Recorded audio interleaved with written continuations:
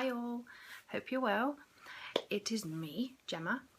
I hope you're liking the new intro, and then obviously at the end you will see the credits. And I hope you like that too. So basically, I thought because I've had no input to what videos to do, I'm today going to talk about my labour and delivery video experience. Basically, Gabriel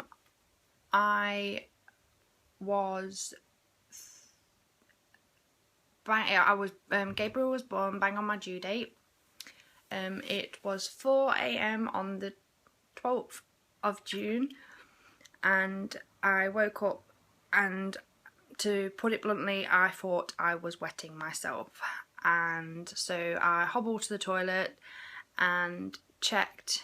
Obviously went to the toilet thinking that I was half asleep, so I just thought, oh, I need to wee. So sat on the toilet. So once finished, wiped and checked, and obviously it was blood stained. So I put a fresh pad on and called the midwife. My midwife told me to call the labour suite and let them know. So I called them at the hospital, and they basically told me to put a pad on, go and have a cup of tea, have something to eat, have a bath, and just make sure my things are ready, and then to pop down to the it's called an ABC assessment ward here, which is I'm not sure how it works for everyone else in the UK and other parts of the world, but basically it's just a place that you can go down and be checked if you have any concerns. Obviously call in first. So I was told to go down at 9 o'clock. So I came downstairs, I had some cereal, I had a cup of tea, then I went back up and I got into the bath, and I was fine up to then. I was having no contractions or anything like that, but I was still losing quite a bit of water. So I went and jumped in the bath, and that was the worst thing that I could have possibly done. Everything, it was a nice warm bath, and I thought, right, okay, these must be contractions. So I started to time them on an app that I had on my phone, and they were about 3 to 4 minutes apart, quite strong,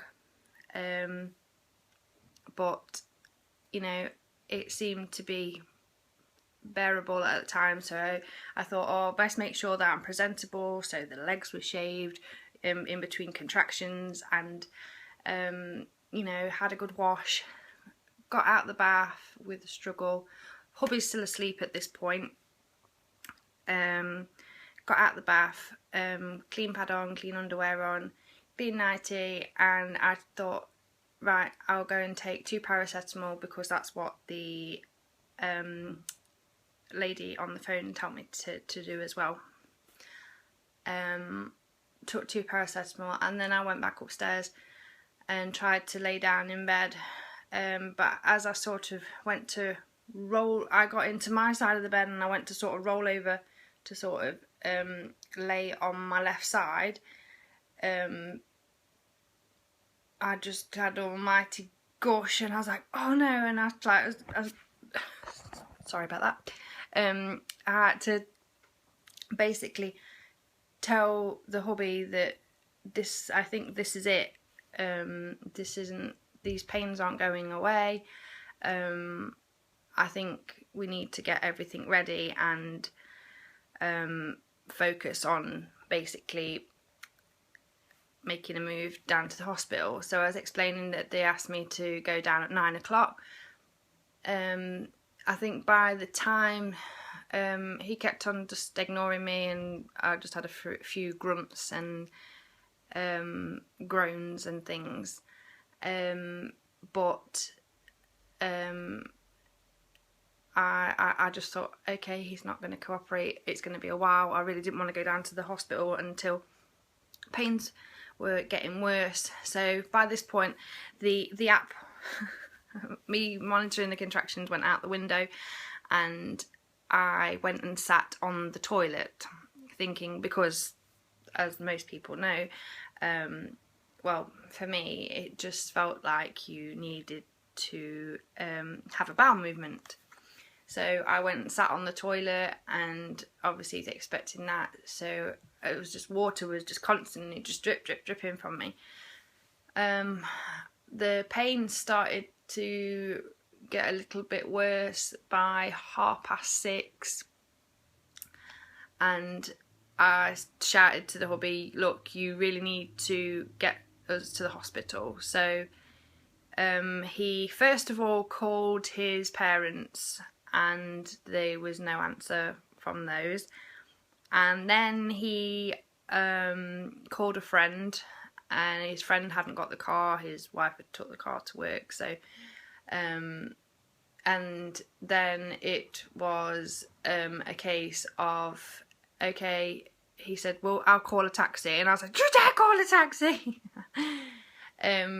Anyway, he overrode me, so to speak, and he called a taxi, and the taxi company actually refused to take me because I was screaming in the background and whatnot. So the taxi went out the window, and I said, look, you really just need to ring an ambulance, because I just feel like I need to have a bowel movement. Just please, I just need to get in and get checked. This isn't normal. This must be that the baby has come in. I said, so anyway, he called 999, and the questions were asked, and obviously I wasn't on the phone. He called it and did it all, and he kept saying, how far are your contractions? And I think I was just losing my temper by that point, and I was like, I don't know. And then they're asking me how the pain was on a scale of 1 to 10, and it was like, oh, it's about a 5 or a 6, and I was like, just please, just, it's not as if it's a pain, it's just I'm uncomfortable, I need to get checked. So there was more questions asked, but this was June 2014, so I sort of forgot some of the questions. Anyway, ambulance turned up, had a lady and a gent paramedic. They turned up, and at that point I was still sat on the toilet. They came about just before 7, so I think it was about 5 to 7.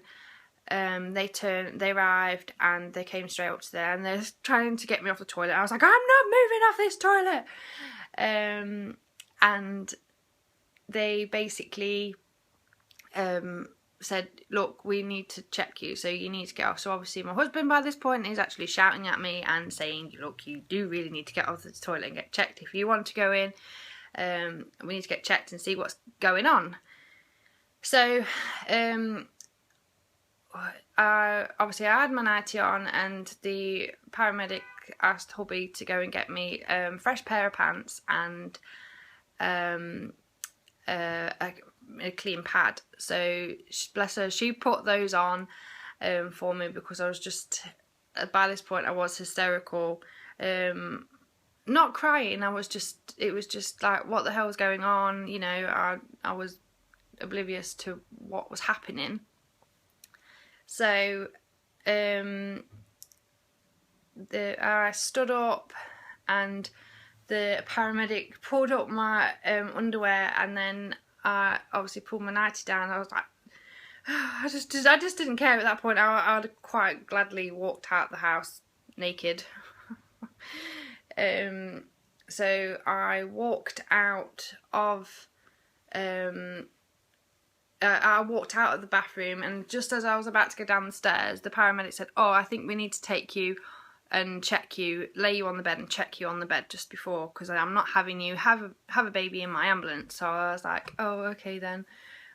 By that point, I just thought, "Oh, just do whatever you need to do." So hubby put a towel on the bed. The paramedic checked me, and she was like, "Okay, you're definitely not crowning. I'm happy for you to come in the ambulance." So as I was walking down the stairs, I kept saying, "I can't do this." I came down the stairs, walked out the door. Hubby had got everything, bag and everything that we needed. Got into the ambulance, and literally I walked. They were going to take me out on the stretcher, and I was like, "No, you're not taking me out on the stretcher. I'm 100% walking." So I waddled to the ambulance, and the neighbours were outside, and they're like, "Is it time?" I'm like, "Yes."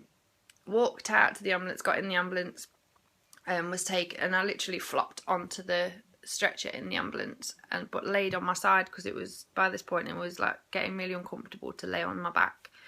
So I laid on my side, and I remember pulling up at the hospital and covering my face just in case someone was going to see me, and I really didn't want no one to see me, even though obviously they did.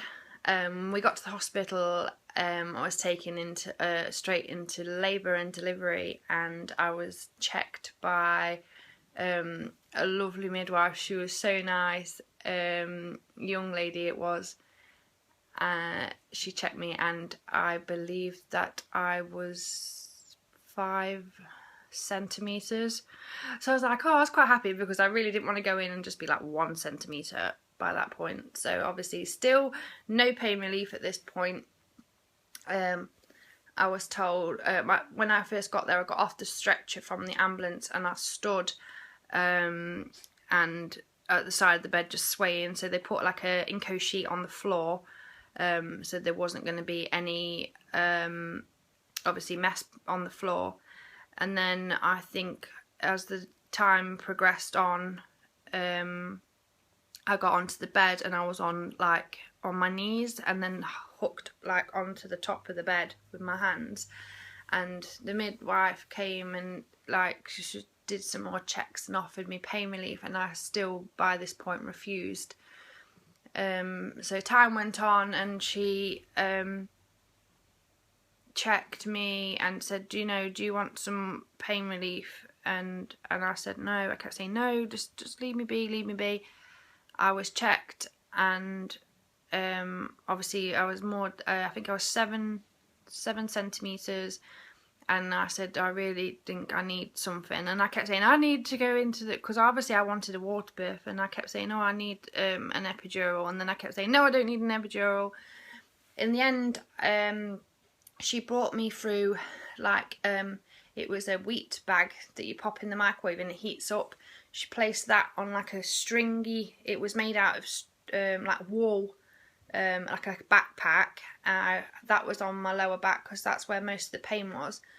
And then she put like a piece of lint and stuck it on with Meepaw onto my nightie, which was had lavender oil on it. Oh my goodness, it was the best thing. It relaxed me a lot more.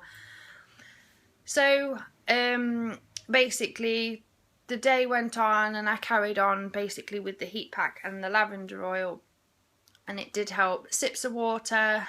Then they kept on asking me to give a water sample, and obviously because I hadn't passed any water since I'd been at hospital, and I couldn't. They tried inserting a catheter, but my bladder was empty. They kept trying to keep giving me sips of water, and then because they kept saying there were signs that I was having preeclampsia, but obviously I didn't, because anyway they couldn't get a sample from me. so as the day progressed, it got to afternoon, and I still had no pain relief. To put it bluntly, I had no pain relief other than the lavender oil and the heat pack. It was at about quarter to 2, I was fully dilated, and I pushed for an hour, and they were obviously, I pushed for nearly an hour, and they were obviously getting concerned because they could see the head, and he wasn't coming down. I wasn't pushing him down as well as I could.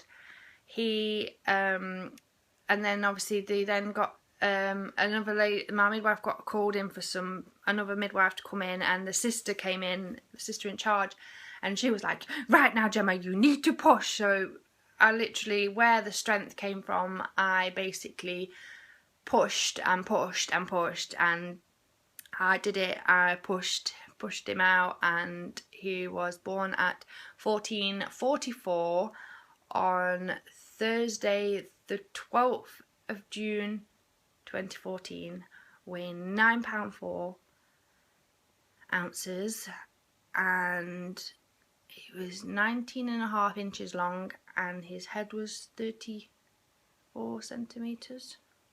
I believe that's right. So yes, to put it bluntly, that was, I gave him a good pushing out and it was a fantastic, in my eyes it was fantastic, labour and delivery. And then obviously there was a bit of trauma afterwards. I was bleeding out a lot, so all of a sudden the room filled with doctors, and I got one doctor pulling this hand, one doctor pulling the other hand, putting cannulas in my hand. There's midwives trying to push me onto my belly, and they took the baby and gave him to my husband, and trying to get the placenta to come away. And because I suffered tearing front to back, I was rushed, and obviously with the bleeding and the placenta not coming away, they rushed me down to theatre.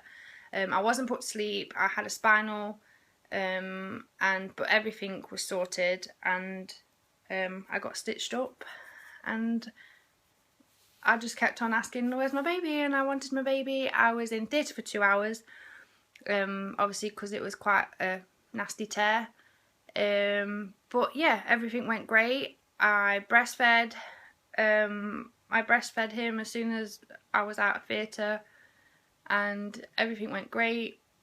So yeah, that's my labour and delivery story.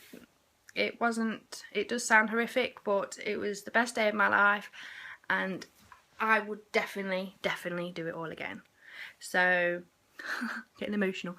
So yes, that's my labour and delivery story. I hope I didn't bore you too much or scare anybody, but yes, that is it. Take care soon. See you soon. Bye.